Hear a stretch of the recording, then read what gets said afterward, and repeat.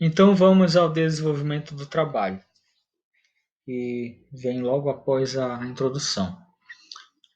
Então, normalmente, como a gente não deve começar o trabalho pela introdução, o ideal é que a gente comece pelo desenvolvimento, tá? Também chamado por alguns autores, como já tinha falado antes, só de corpo de trabalho.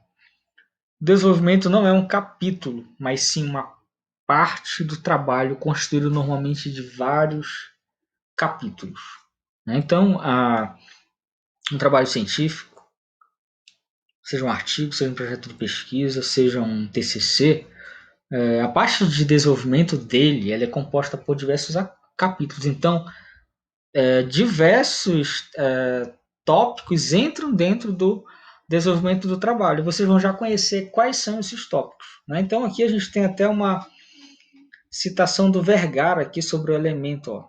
Segundo Vergara, 1997, é o elemento textual que sucede a introdução e antecede a conclusão. Então, é uma das partes mais importantes do trabalho de vocês de desenvolvimento. Tá bom?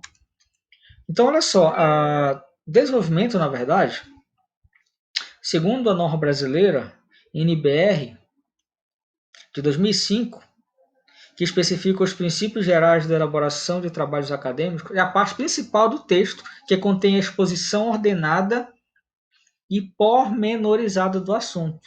Né? Então, divide-se em seções, subseções que variam em função da abordagem do tema e do método.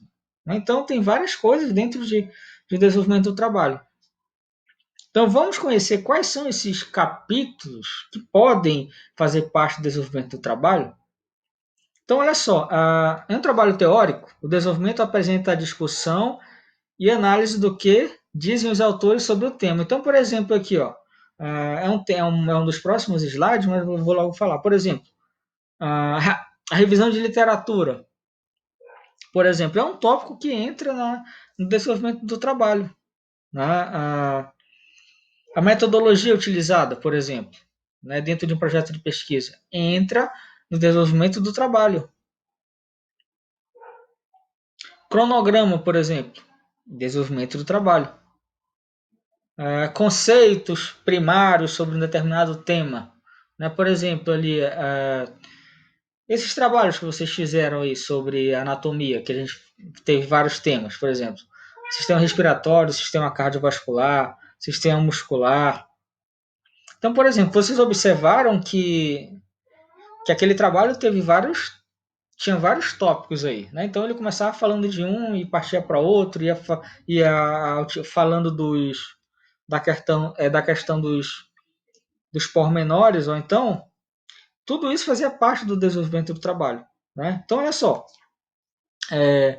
nos trabalhos teóricos empíricos, o desenvolvimento do trabalho normalmente é construído por revisão de literatura, procedimentos metodológicos usados, os resultados, a discussão, análise e interpretação dos dados.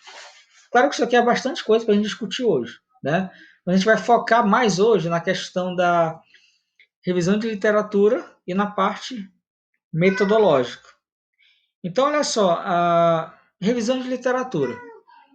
Vocês já ouviram essa palavrinha aí, acredito que diversas vezes aí. Então, diversos professores vocês já ouviram falar isso, né? Mas o que vem a ser de fato uma revisão de literatura? Né? Eu sempre gosto de linkar a revisão de literatura à parte de citações. Por quê?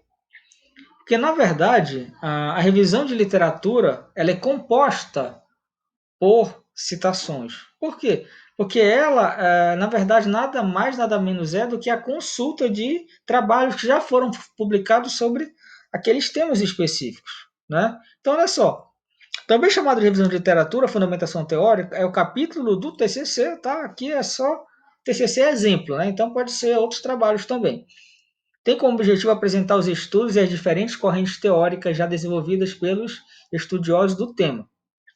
Então, por exemplo, aqui, ó, se a gente estivesse fazendo um trabalho sobre adoecer, por exemplo, doenças, né? Então eu tinha que, lá na minha revisão de literatura, eu teria que colocar o que é doença, o conceito de doença, né? Então eu ia pegar esse conceito de